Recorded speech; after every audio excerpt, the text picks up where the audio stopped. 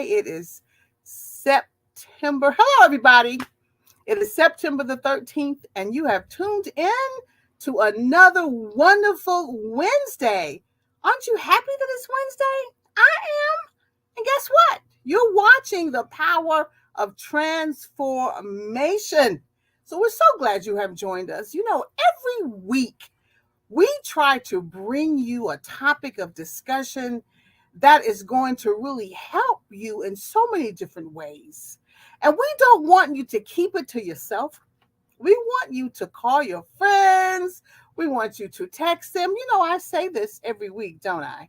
We want you to tag them, and we want you to tell them that the Power of Transformation show is live. And Dr. Paula would love to see each one of you join us for a discussion tonight. Because you know, every Wednesday, we bring you something really important for the body of Christ and for everybody else. Tonight's no different. So I'm going to give you an opportunity to tag and send your texts and make your phone calls. And you know, I'm going to do the same. You know I am. And we're going to be right back. See you soon.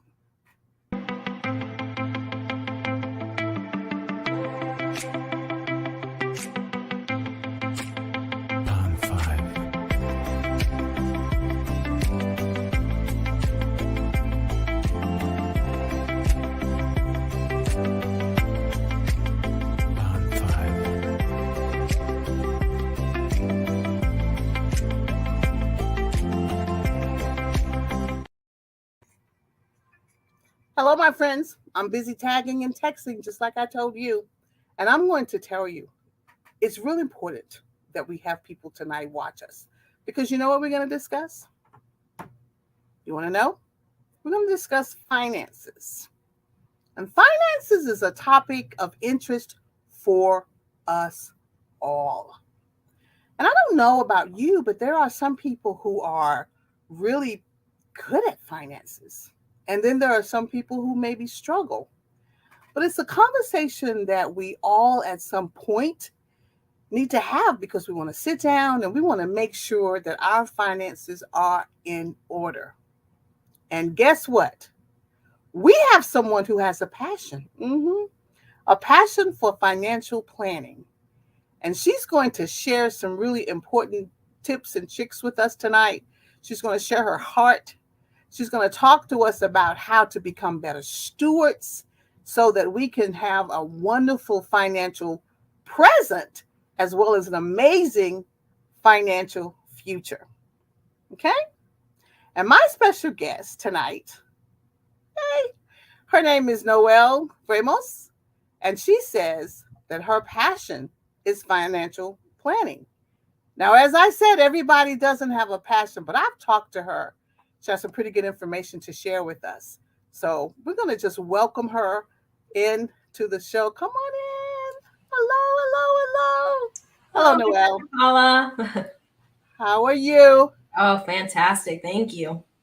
You know, when I hear someone talk about their passion, when they start talking about it, their face will light up and their eyes, will get all glassy. So, I see the same thing. You're already smiling. Because you know that this is something that's near and dear and to your heart and important. When you say it's important to us? Oh, 100% I agree. 100%. So, I'm going to ask the question, why? Why is financial planning your passion? And tell us a little bit about how you really got into it. Financial planning was not always my passion. I grew up, in the trailer park on, government assistance. We grew up very poorly. And so what I knew is to put your money in the bank, work very hard, and you'll be fine. It's not until, I wanted to say I didn't really have any passion in life. I got my first job at a retail store and kind of just stayed there. Mm. And then till finally one day, those of you who've worked retail, you get burned out. And I stayed there for 18 years because I had no passion. I didn't know what else to do because that's all I was taught. You just work hard. I didn't have no drive to go to college or do any of that. Mm-hmm. And so finally, I just got tired of and burnout. And I quit with no plan in place. It was terrible. I was just so, and so I think financial planning found me. There was a reason why it found me, because once I found it, I completely immersed myself in it. And I've tried to learn as much as I can. And I just want to go and share it with anybody who will listen and help them, because I know it's going to change your life. Because after I've learned it, I'm like, it's completely given me a whole new thought process of how I think. And it's changed my thought process of how I'm going to see myself in the future, in my retirement. I'm actually looking forward to it. I'm like, I'm going to be set because I know what I'm doing now. Wow. And just the brightness in your face, that is really important when you're talking about money, because there are some people who are not very happy when they bring up the topic of money. No, not at all. And I remember in my personal finance class, in one of my collegiate classes, the professor said that money is a tool to be used, properly used, in the right way. And it was a long time before I understood properly used in the right way. Now, how am I supposed to do it? How am I supposed to do that? And a lot of people have those questions. That's why you're here, to help us. Maybe there's some things that we're doing well, but maybe there's some things we can do, improve upon. And tonight is your night to help us out. Yeah, Dr. Paula, you mentioned, some people don't want to, they're not happy. And that's because they don't know, they don't want to confront. It's like a demon. They don't want to confront their demons. People don't want to know what their finances are because they're too scared. They don't want to see the reality of what's going on in their finances. And so at this point, your money is taking over you, and you're not taking control of your money and telling it what to do. And that's a huge problem, because it's so easy now to just swipe that card, right? You don't know where it's going. Swipe for lunch. Oh, I swipe at the, laptop. Let me go on Amazon real quick and order that. It's so easy to have everything delivered to you.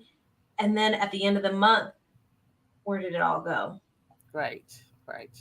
So I'd like to discuss a budget. Is it okay if I bring up a budget sheet? Honey, it is your show. You bring up a budget sheet. I'm going to say one thing while you're bringing it up. And I want you to just kind of tuck this back as a conversation point. There are some of us who are emotional spenders. And I know you're going to talk to us. So this budget's going to help us. I have found that there have been times when I reflect on the times when I'm spending the most on things I really don't need. It's a direct correlation to my emotions. So you're going to help me with this budget. Oh, yeah. I mean, I get that way too, where I feel much better after I've done a little shopping spree. And then, $200, $300, $400, $500 later, I'm like, all right, well, that was a 5-minute make me feel good. Yeah, that's now what? Now what? Now what? So budgeting. Let's talk budget. Yes. So we have a monthly budget. And so, like I mentioned before, you want to tell your money what to do. Because at some point, you're going to either, like you said, some people are really good at it and some people are really good or bad at it. So you can find one online. It doesn't matter. You can always email me and I can give you one. But you see, it's down from your charity. It's got all your utilities. It's got miscellaneous. It's food, gas. It has car payment and credit cards. It's got everything under the sun with your budget sheet. And so you want to make sure you are having that zero-based balance at the end.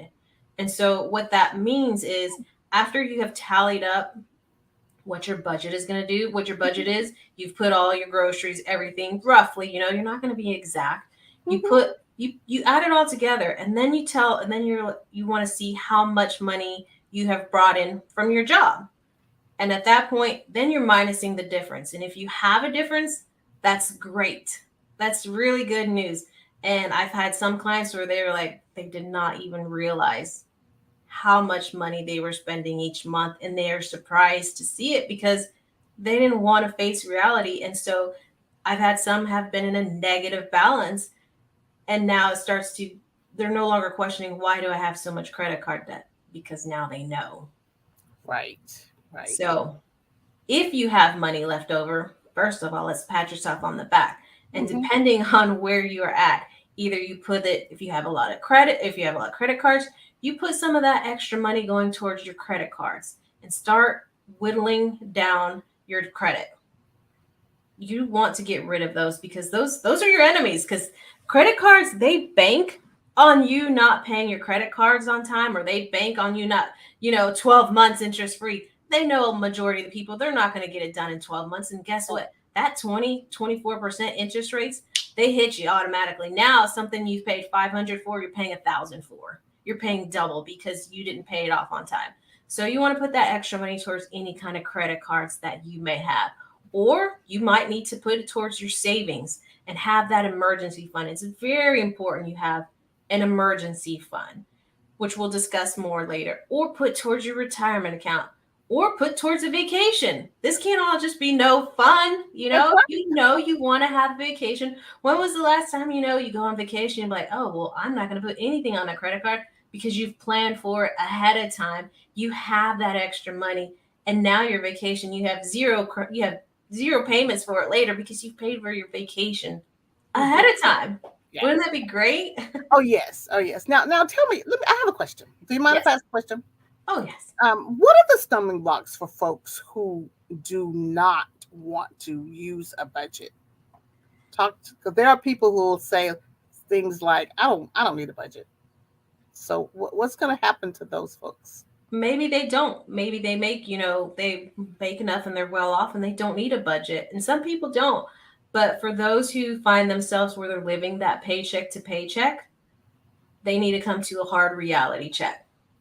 That's all there is to it. If you're living paycheck to paycheck, you need to reevaluate the definition of insanity, doing the same thing over and over again, expecting different results.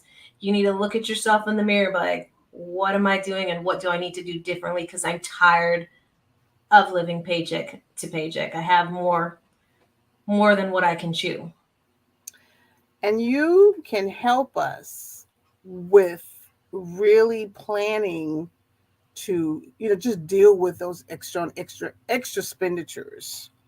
I see you saying to Paula, after I've developed my budget with you, this is an area we want to make sure we pay down in X amount of, months so that you could be free next year to plan your budget. Repeat the last one, I'm sorry. So that you can be free next year to plan that great vacation. You will show me how to pay down the credit cards, how much to pay them down, and those. Yes. So I'm always here for consultations as well. And so what I do normally is, depending on what stage of life you're in, how much debt how much debt you're in, we go through all of that. And, I have a program where you would do a long list and it shows me how long it's going to take to pay off all your credit cards. And if you pay just an extra $50 a month, how much shorter of time it's going to take you to pay off those credit cards.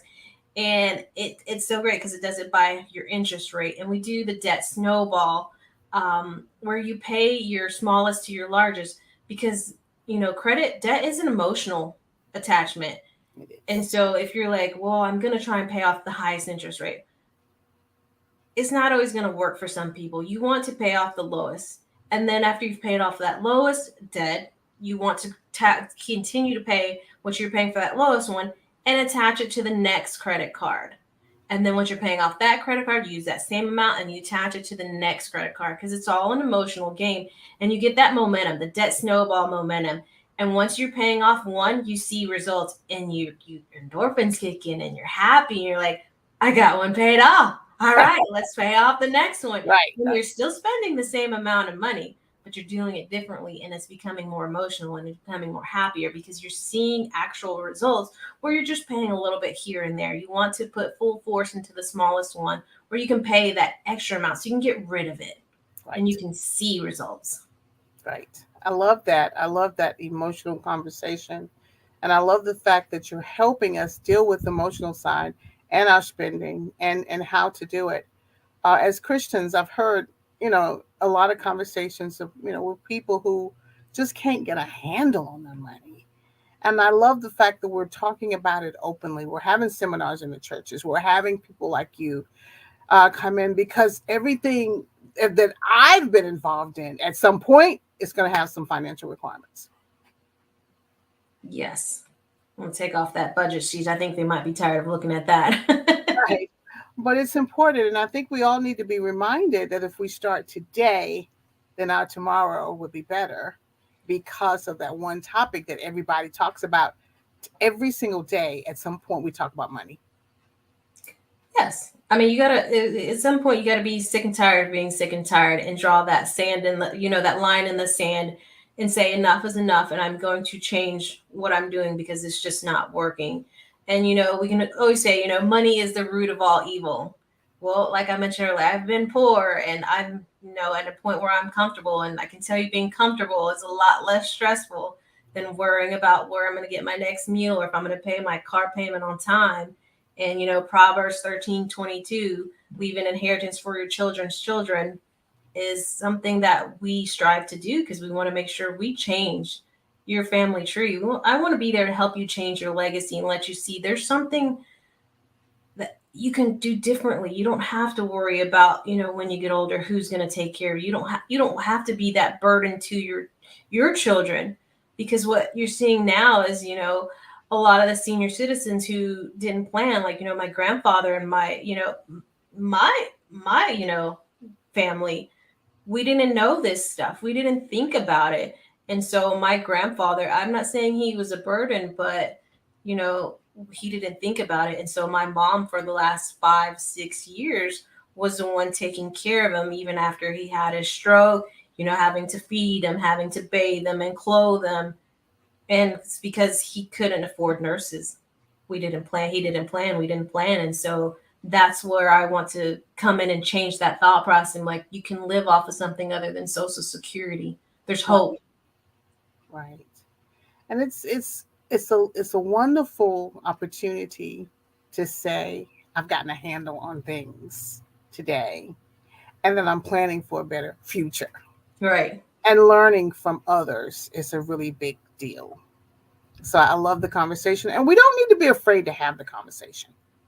We really need to be open to saying, what's my financial health? Where am I and where do I want to be in a year? What do I want to be in 5 years? I think it's important for us to talk to you and let you help us get there. Mm-hmm. It's the same thing where, I don't feel well. So what do? You go and visit a doctor. Mm-hmm. Well, if your financial health is not in check, what do? You go speak to somebody who's more knowledgeable about it. I'm not going to go to a doctor and say, well, I think you're wrong. I think this is my diagnosis. I'm going to seek somebody who's a coach who's going to know a little bit more about the subject and say, can you help me with this? Because what I'm doing, I think I'm on the right track. And sometimes I tell people, you're on the right track. You don't need me at all. Keep it going. And that's all we need is sometimes we just need reassurance. Right. You're good. Let's keep it going. I'm happy. I sat down with a 20-year-old the other day and I was so happy. She's like, what do I need to do? And I was like, you keep this going. She's funding her retirement. I'm like, you will be fine. So let's talk about the 20-year-olds and the 30-year-olds and what is she doing that's fine? I'm not asking you to share details, but what kind of mindset does she have that will actually help others in that age group? So and it was sisters because I sat down with one sister and then the sister referred me to her younger sister. And so what they have decided to do is start funding their IRAs now. They know they're at jobs. Their current jobs do not have like 401k. So current job, if your job doesn't have 401k, there's things outside that of an employer you can do. You can open up your own IRA where you can start contributing into it and start saving towards your retirement. And so that's what the both of them are doing, is they're making sure that they're fully funding a Roth IRA and going and making sure they're protecting their income. So, and that's something they can have a monthly auto draft where they know they're going to get it and it's automatically going to come out. And we've sat down and we've done their budget and they know to expect it in their budget and they've accounted for it. That's good. That's good. So a person starting at the age of 20, I was not that fortunate. Or even 30, I was not that fortunate. But think of how far along they're going to be, in a few years because they have that foundation. We have to talk about it this way. You are building a foundation. You are building something that you're going to need in the future by starting to do things today. I love it. I Yes. really love it. And I'm glad you brought up foundation because I actually have one more picture I'd like to bring up, and it's the financial house, and it's starting the financial, your foundation from the ground up. Yes. So I'd like to bring that up. And so, you want to build your financial house and make sure, you've heard the saying, make sure your house is in order. Well, Hmm. it means more than one thing. And so when you're starting your financial house and you want to start from the ground up. And so there's step zero, what we just discussed, having that written budget. That is so crucial. We can give you a beautiful retirement plan. And if you're not making sure you're budgeting for it, Hmm. it's out the window. It's pointless. Wow. And then we want to make sure we have income protection, and that's different. That's just life insurance. Once again, you have to make sure to be careful and get the right amount, get the correct one, and make sure you are covering yourself with some kind of protection. So many people don't want to think about that because it's, they call it the death insurance. Let's be real, right? They think it's morbid. And so if you're family, if you're a husband or a wife and you have children and you're the breadwinner, what happens if something happens to you and you didn't think life insurance was important enough? Don't you think a 250,000 or a 500,000 policy would make all the world of difference if you had it in place and something happened to you? Right. And so I think a lot of people, I think we think we're invincible. We're like, no, nothing's going to happen. Yeah. Nothing's going to happen. And, a friend of mine, he was in his mid 30s and something happened, but his family was taken care of. Right. And I love it because you have it as a part of the foundation of your financial house. And when I have never thought about it being the foundation of my financial house, but it makes sense. It does. It also helps with women because a lot of the times, women, if they're a stay at home mom, either they have to rush to put their child in daycare and hurry up and get a job, move in with maybe their parents, or even have to hurry and find a new husband to help take care of her and her kids. So, wouldn't it be nice to make sure that your wife has that time to grieve you and doesn't have to stress and worry about what am I going to do next? Right. Right. Right. And become that desperate. So I love that. I love that part of the foundation. What else is a part of our foundation? I love it. Having a will and or living trust in place, making sure you have that, because if not, your money can get tied up, and once again, now your family is struggling, and But one of the things, if you don't have one, especially for younger people, the one thing I recommend them to have is most young people have a checking account. Have they checked to see if they have a beneficiary in place? That's the minimum I'm asking the young people. Put at least a beneficiary on your checking account. And a lot of people don't know that you can do that. And it's So easiest one online. what does that mean? Well, how do you do that? Well, I know, with my bank, all I actually did was I went online and added a beneficiary. So if something happens to me, my money's not going to be held up in probate. It's going to go straight to that beneficiary. Very good. That's the minimum. If you don't want to do a living will or trust, it's the minimum we ask you to do. Very good. Very good. And so next one would be step one, having $1,000 emergency fund. If something small happens, something breaks in your car, something, you got to buy something, that $1,000 emergency fund is going to be there, and you don't have to put it on a credit card. So we want to make sure you have that step one taken care of. And then step two would be paying off all non-mortgage debt, paying off those credit cards, because it's crucial as well. And once you have paid off all your credit cards, we're going to go to step three and make sure you have 3 to 6 months of emergency savings.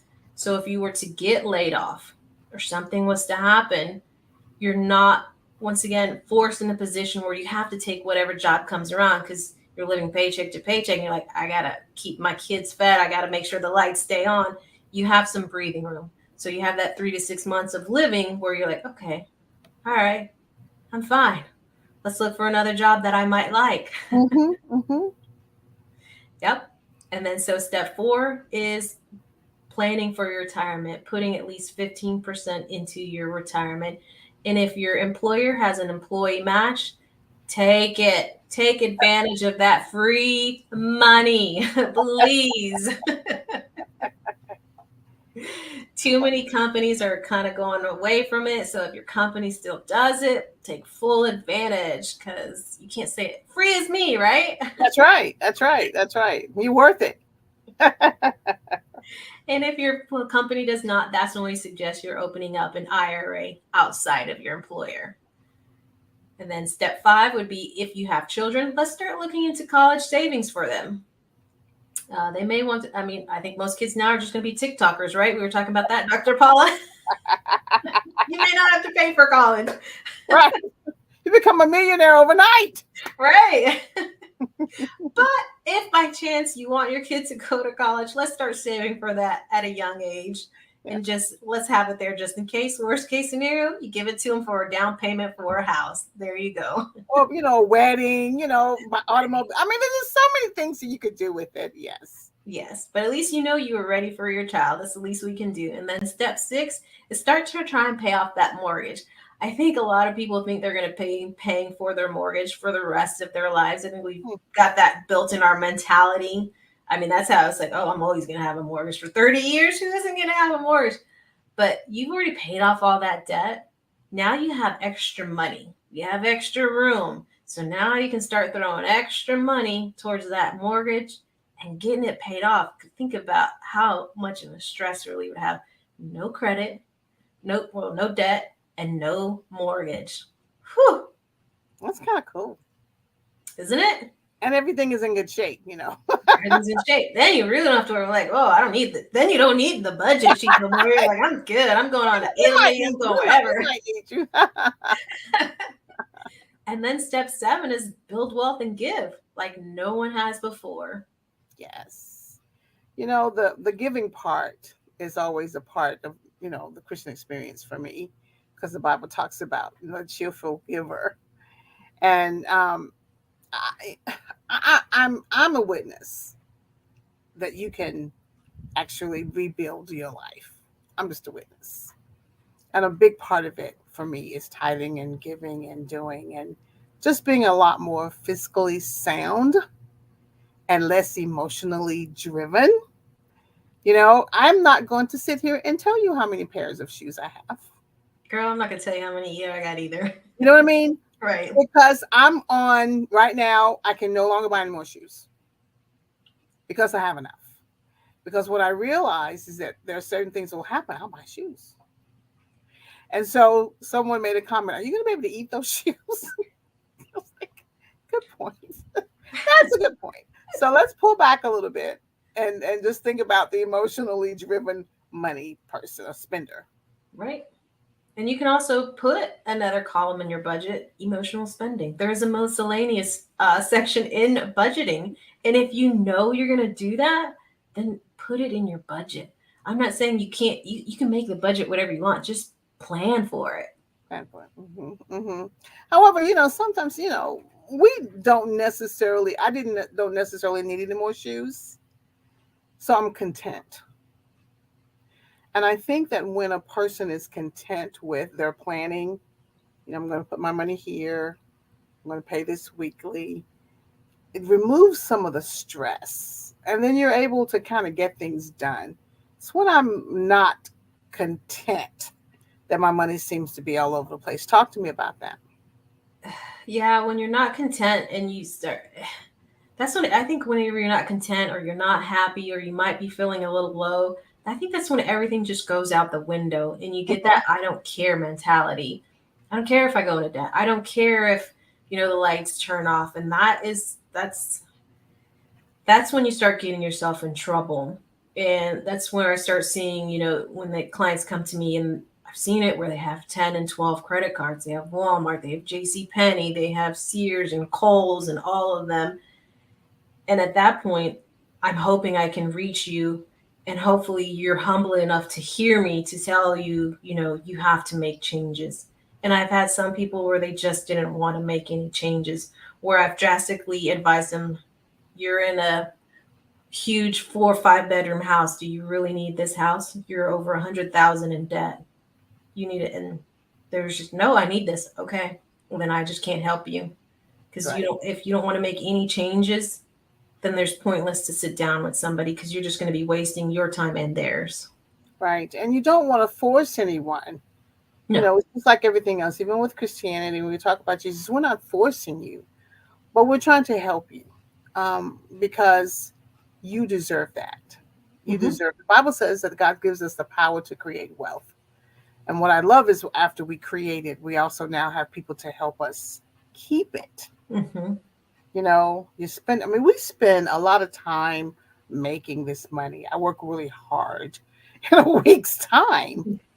And oh, I don't want it to just fly out the window, in a couple of days. I want to be able to plan. I want to be able to relax a little bit, and I want to know that things are taken care of. So I want a person like you always asking me, are you on budget? Right. And I have somewhere I sit down with you. I sit down with, I'll have a quarterly visit. Okay, let's look at your budget. How did you do? I'm not here to judge anyone. I'm Right. here to guide you because trust me, I've done the mistakes. I've borrowed from a 401k when I wasn't supposed to and hit all the penalties. I've gotten into credit or debt, I've gotten myself out. And when I speak to you, I speak to you a place of because I've been there and because I've learned from it, Right. and I continue to learn and grow. So it's not like I can sit here and preach and say, "Well, I'm perfect," because Right. that's not Right. going to happen. And I think I love that your story was really real to me, and that it resonates with so many people because it is a sensitive subject. Let's just be real. This Hmm. is a sensitive subject, and if you have someone who understands you, then you'll open up and say, I have a really hard time because maybe when I was growing up, there wasn't enough of this and there wasn't enough of that, and that's why I have, and that's why my habits are the way they are. But help me with that so that I can break that bad habit and start something new. When I think about it, I get angry. I get Really? angry because they don't teach these things in school.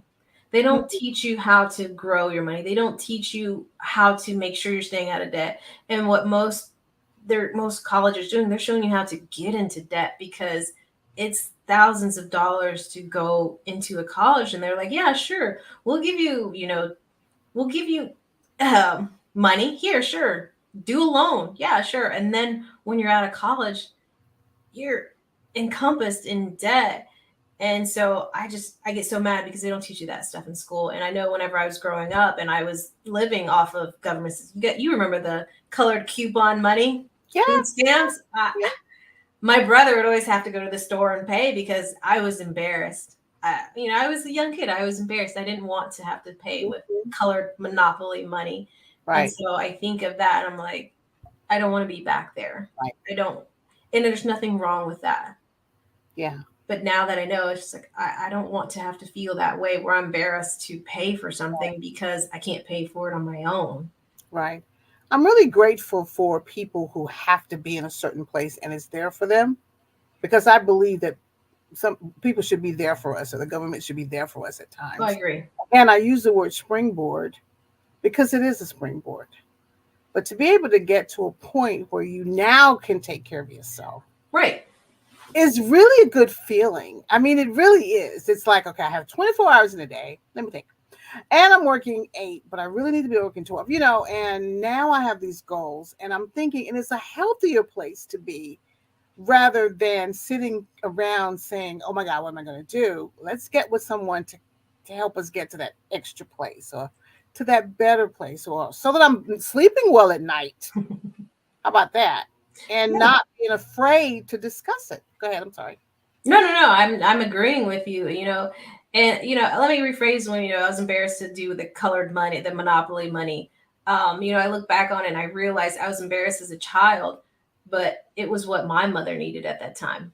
Yes. She Mhm. needed the assistance, and I was too young to realize. And because she was a single mother, Right. and so it's there for when you need it, but when you learn from it and you have to evolve and know, I reach, you want to make sure you are reaching your goal and set that goal for yourself. This is what I want to see myself doing. This is what I want to get at. This is where I want to be at. And I don't want to have to look back and you know, this, I don't want to be in that situation anymore where I'm struggling and I want to live comfortable. And there's nothing wrong with that being a goal. And there's nothing wrong with us understanding that we can get there. I think definitely from a child's perspective is going to be different from an adult perspective. But there, of course, but there are many adults who are still kind of scrambling, Hmm. repeating these rituals. I want you to say something to them tonight that's going to help them move forward. And what would that be? To move forward, you have to get out. I think I've heard one of your guests because I've watched all of your shows. You got to get out of your own way and Yes. be willing to want to change. And uh, if it's not in you, I don't think there's anything I can say that'll help you. It's, you have to feel it, and it's gotta, is my message has to resonate with that special person who's looking for this message, where they say, okay, it's time for me to change. It's time to me for me to get my priorities where I need them to be and take control. Because this is what you're doing, is you're taking control of your money and letting it know you're not controlling me anymore. I'm going to tell you what to do, and I'm going to be confident enough to learn more about finances, because a lot of times we're too scared. If it's not a subject we're familiar with or comfortable with, we're going to shy away from it. Hmm. Hmm. And And that's you where can't. I'm here to empower you to learn Mhm. about it and slap it in the face. I'm like, I know what I'm doing, and you need to know what you're doing. And I my passion is helping women, because a lot of times we let our husbands or our significant others, I'm like, okay, well, they're in control of the finances, and this might be a little bit more of an older generation, and they don't have an idea. I'm like, do you know how much your electric bill, do you know if you're saving for retirement? Oh no, that's all my husband. I'm here to sit down and tell you, you need to know what's going on, because once he's gone, it's your responsibility. Mhm. I think this generation is a little bit more, Yeah. in tune to that particular scenario because they want to know what's going on. And with the digital banking, there's a lot of things going Oh yeah. on now that wasn't going on when my grandmother was in the world, and she was great with money. When she passed, and I cleaned out, her home, and I was looking at what she made monthly, I just bawled, and I said to myself, but she never lived that way because even with what she had, she knew what to do with it. And Yeah. it was such a powerful lesson, just tying into what you're saying. Knowing what to do with what God has given you is a really big deal. It gives you peace of mind. She didn't complain. No, you have to learn to be resourceful with what you have. Hmm. And yeah, my grandmother, my mother, they can make a whole meal stretch, and I don't know how they do it, but they can make a gourmet meal, of what's left over in the refrigerator, and it's great, and nobody complains, and Hmm. that's, do what you gotta do. So when we come to you and we talk dollars and cents, are there times when you have to pull back and just say, listen, we need to get you ready emotionally for this journey? Definitely. There's been times where I've had to have those tough conversations where, someone might be a little bit older and they're behind. And so I have to pretty much, uh, I don't think I apologize. I just, prepare them for the hard fact, you need to get it in gear, and because you're behind. And so we have to have those tough conversations, um, letting them know you're behind. You start a little behind, because that's what I'm here for, is because we're going to fix it. We just need to be a lot more aggressive than if you would have started when you were younger. And don't lose hope, because we can try and get you in a better position than where you were before. Yes. I love what you just said. Don't lose hope because you have a plan. And that ties into really the transformational conversations that we've had with every show.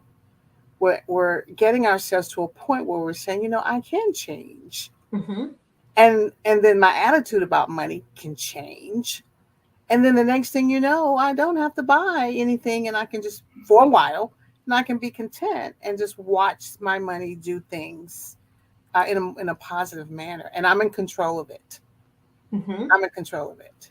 I like that. I really like that. You're saying don't give up hope because there's an answer. Who doesn't want to know that? That even with your money, don't give up hope. Yeah, because when we sit down together, I'm going to show you how it can grow differently than if you were to leave it in the bank. Mm-hmm. Mm-hmm. And Yeah, I'm gonna have a little conversation with you about for that. sure. So you mean, I shouldn't keep it hanging out around or whatever. I need to Oh do man, something don't leave it different. under your mattress. Please don't. Tell me how it grows if it's under your mattress. I mean, I'm not saying it's not safe there, but if you get a fire, what's going on? What's going on? Bye bye. I love the fact that even though it's a serious topic, we're laughing. Hmm. I remember God had a conversation with me. I had something happen, and He said, this is one thing that was important. And I just kept hearing Him say, you need to keep your word. Managing your money is keeping your word. If you say you're going to do it, you owe it to yourself to love yourself enough to keep that promise to you. And it would taught me something. Keep your word. So how can we get in contact with you? Every time I get on a really good topic, the time just flies. You should not have more questions. So how Yeah, can we get in contact with you? yeah. So definitely you can email me. I got my email at noel@capitalchoicesouth.com. That's a good place. If you want to have any budget sheets or if you want to learn more, have any questions, definitely just email me. I do not mind just helping somebody with random questions. I sit down and do free consultations all the time because, like you said, this is my passion. And so God's going to reward me in other ways. I don't always have to be rewarded monetarily. And then also we have my website at www.capitalchoicesouth.com. And so check it out. It's brand new. I like it. We did it. Wow. So what are we going to find when we go to your website? What are we going to Oh, you will find some of the tools that we discussed today and other stuff that we did not even get a chance to discuss. I mean, there's still a lot more we haven't discussed, and you get to educate yourself on your own with that website as well. It's very good, very good. So to me, this is an ongoing conversation we need to have. So I would like to ask the same question to you that I asked for all of our guests. Would you come back and talk a little bit more about finances? Because I think it's important, Christmas is coming up and Oh we're in yes. that season where we're getting ready to spend money or not. That's another hard conversation to have. Spending money for Christmas. Yeah, we want people to have their Christmas presents, but we don't want to be burdened afterwards, do we? For real. I agree. Yeah, definitely. I would love to come back. I don't think Great. you could keep me off. Yeah, this sounds great because I really want to talk about that house. That house has got me fascinated. I want to kind of break that down and talk about what do I do? What do I do? Because building that financial house, that's what's important. I love it. I love having conversations like this because it's heartfelt. Hmm. I Truly agree. It was heartfelt. very fast paced today. Yeah, very fast paced because the conversation is good for us. When something's good for us, time just flies by. So I'm really grateful for people like you who shared your story. Thank you for sharing your story. And thank you for sharing your passion. And, I could flip back a few minutes and say the retail business, you left it, but you left it to find your passion. Yes, I didn't know it at the time, but somebody else did. But someone else did. And that's Mhm. how God works. We think it's the end of something like, oh my God. And He's going, no, I'm actually opening a door for you. This is a door opening for you. It really was because when I left, I was in tears because I had no idea. So scared. I'm not gonna lie. Being very transparent. Yeah, I was very scared. That's okay. But look at you now. The Bible says, be ye transformed by the renewing of your mind, which is the basis for this broadcast. And somewhere in the change, you moved forward. Yes. And look at you increasing the value of folks' lives. People will sleep over money, they fight over money. Things are ended because of money. I mean, it's a big deal. And to have someone who loves God and then is there to give us the direction that we need, you're a godsend. Thank you. You're a godsend. So, what else can we learn? We only have just a few more minutes. I want to maximize the moment. So thank you for the story. Thank you for giving us the contact information. For someone who's not 20 or 30, maybe they're 50, maybe they're 60. You have a plan for them as well, correct? Absolutely. Like I mentioned earlier, it is never too late to start. It just got to be a little bit more aggressive. Got to be a little bit more aggressive. Yeah. That aggressive part is what's kind of fascinating to us. I want to know what that means. Noelle, you've been great. You have anything else to say? I'm just excited. I'm really excited to have you back. I probably will have twice as many questions, but I definitely want to go back to that house and really just kind of do some role playing and really look at what we can do or capable of doing. Because even though the Bible says that the love of money is the root of all evil, it also says that money answers things. And we live in a transactional world, so we have to really have a good relationship with it. And you've gotten us thinking and you've started us off. So thank you. Thank you, thank you, thank you. Yes, ma'am. So Noelle, my goodness, we're here. We're down to the end. You took a deep breath. We made it. I made it. Made it through all the questions. You made it. You made it through the questions. You did a great job. I really appreciate you. And the bottom line is, if you really, this is another conversation about transformations. And I'm sure that there are people who can testify that they've had spent time with you and come back and say, with Noelle's help, we were able to get on track. So like we say, Noelle, every week, that we have to trust the process, right? Yes. We have to trust your words. We have to trust your advice. We have to trust the process in order for the power of transformation to take its place in your life.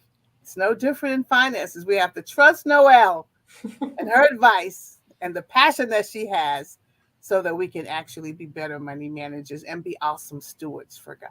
That's all I have today.